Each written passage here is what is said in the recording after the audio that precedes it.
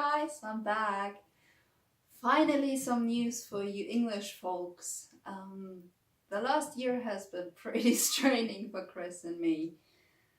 As you know, we went to Uruguay and we arrived there on the 1st of January 2018, just to be homeless. We arrived there in the house that we were supposed to live in and figured out I couldn't stay in there because it was completely moldy. The whole roof was full of mold. And when I stayed there for a couple of minutes, I started reacting immediately. So, Uruguay was one big experience. We stayed there for 6 months and made a lot of experiences, especially if it comes to the emotional part of MCS. I think it was really important for me to also feel those things. The hopelessness that one has once you get homeless and you have the feeling of, oh my God, there is no safe place I can go to. We've decided to, after we had to leave the ground, after being discriminated because you don't look sick, you must be fine, and that's inside of me. I mean, all my life I had to get along with this disability. I had to smile through the pain. It's just become normal to continue smiling and act normal even though I'm really hurting and I'm really having struggles thinking straight. I'm just acting. I'm just going over it like it comes naturally. And the people thought it was all acting. They thought this whole MCS is something I'm making up. This is a psychological thing. They thought once I'm gonna be in Uruguay and I'm gonna be fine because, you know, nice beach and beautiful weather and lovely people. Yeah, it wasn't like that. Even though, true, Uruguay is beautiful. It was lovely. The beach was wonderful. Which really does have an effect of itself, but it doesn't heal from minute one. It's not a psychological thing, as you all know. So we had to leave the ground and we thought to ourselves, now what do? We are homeless in Uruguay and there is no place I can go with the MCS, no safe place anymore. So what do? We registered on Workaway and found this wonderful lady. Dora is one sweetheart, and she had the environment that was perfect for me because her son, even though she has never heard of chemical sensitivity, her son has got that, and she provided a safe home for him, which means no chemicals, no smells, no nothing in the house or surroundings, which was a real blast. We were so lucky to have found that woman. We also grew spiritually. We also had the opportunity to grow with her spiritually since she was a very spiritual, awakened person. And we learned and we cried and we laughed together and we had crazy times, I'm telling you. Chris and I were still looking for an opportunity to stay in Uruguay till the investor was supposed to come. She was supposed to come this time of the year. Actually, she is in Uruguay right now. And then we were going to look at properties that were suitable to do this project. And we found communities where you could do a MCS project perfectly, really nice surroundings, completely left alone by humans, really naturally as it's supposed to be, with clean water and clean air and everything, but pretty far away from town, which would have been a thing of organization.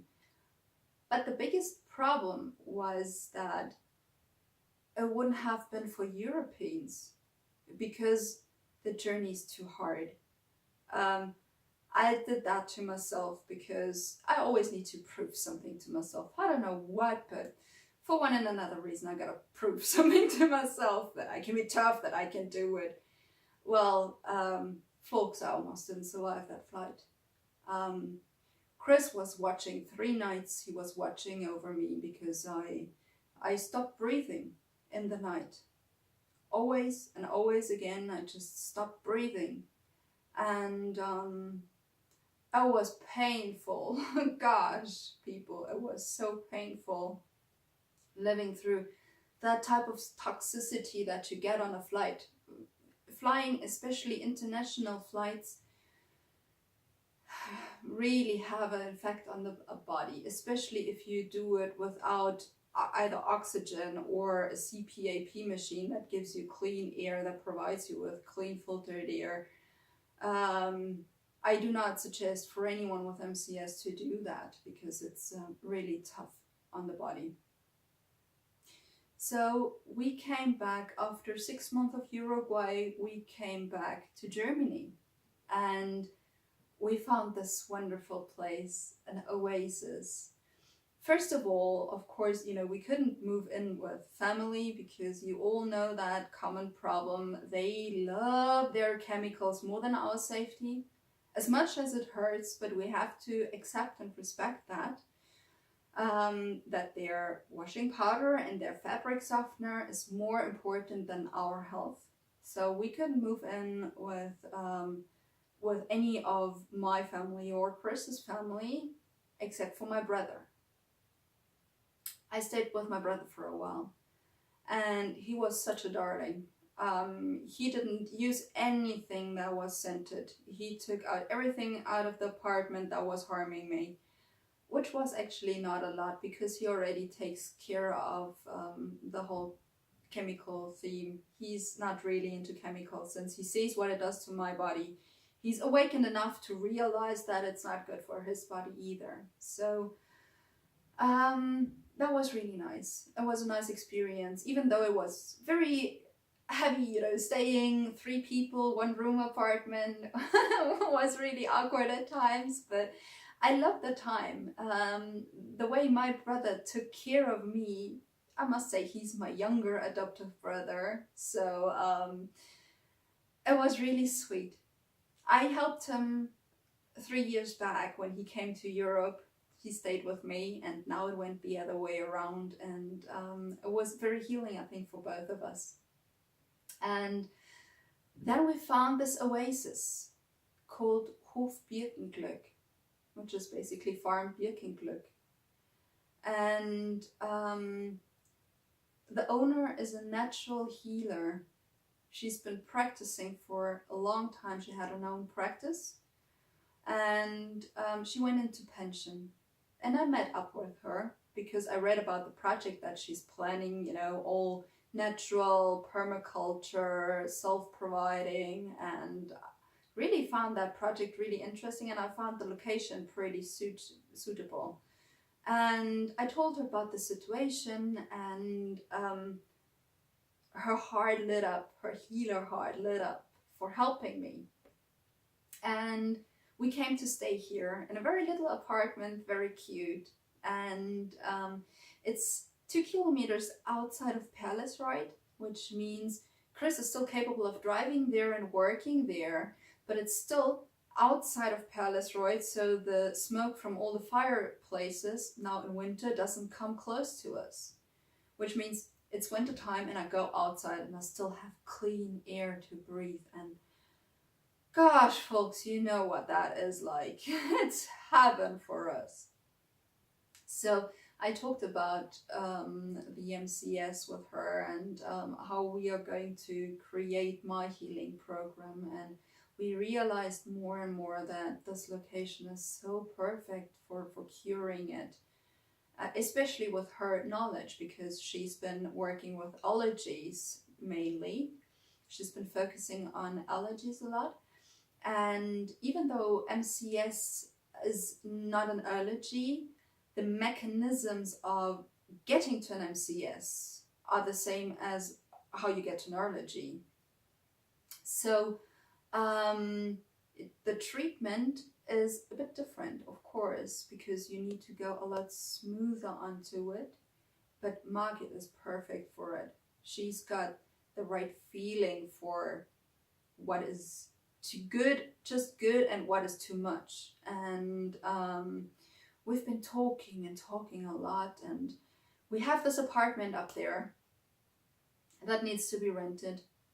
And we figured out, well, let's just merge.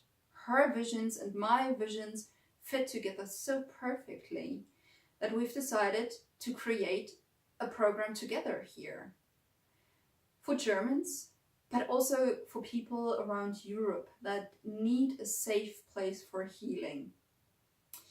Now we've discovered a lot of MCS patients already settled with the fact of, okay, this is how it's going to be. I just need a safe place to park myself and get this life over with. That's unfortunately not what we capable of providing, even though I would really love to provide a safe space for every MCS person on this planet, an asylum for us. It's not something we can do. Our plan is still, my concept is still living and healing with MCS, and that's what the focus lies on. We want to heal.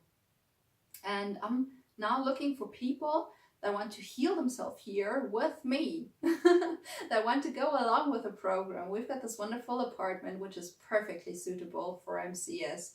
It couldn't have been built better. I couldn't have created this place better myself.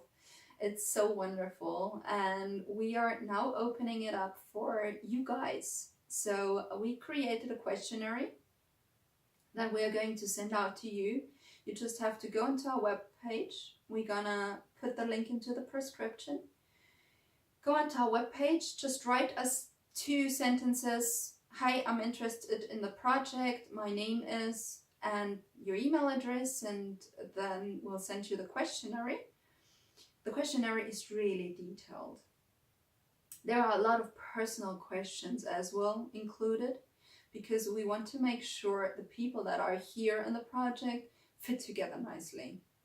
Because if you throw, like, for instance, a Christian and a Muslim and a Jewish into this project, there is going to be room for conflict. And that's something we don't really want here. We want a real place of healing and working together on our healing. You will be able to heal yourself here. There will be no pressure. There will be no therapy plan. You will create your own therapy plan. And Margit is going to spend 1 hour of her time per week giving you advice and giving you treatment. We are going to work with biofeedback. Right now we are still searching for a machine. So if you know someone who has got a machine and doesn't need it anymore, just please donate it. Or if you have someone who's willing to donate to such a project, of course, we're still open for donations. Very welcome. We need about 2,500 euros for a used biofeedback machine. And yeah, and then we'll start healing ourselves. So if you're interested now, please contact us, and I'm looking forward to your requests. Namaste, guys. Bye.